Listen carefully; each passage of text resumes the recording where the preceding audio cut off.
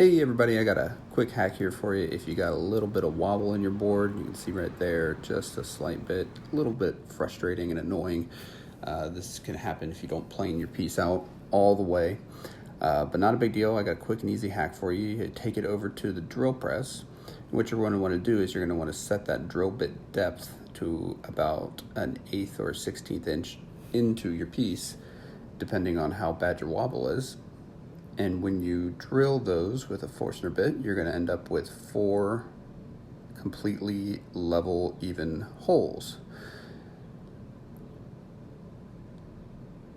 And when you get those holes all drilled in the appropriate places, you can then insert some rubber feet.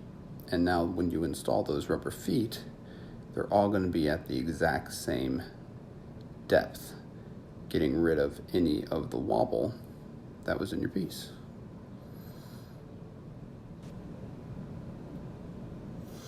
And don't forget, you're going to want to drill a pilot hole first so you don't crack out your wood, especially if your feet are going to be close to the edge. And then simply drill your feet in, taking care not to drill in too tightly, because that will push the feet down and then you'll end up with wobble again. And there it is.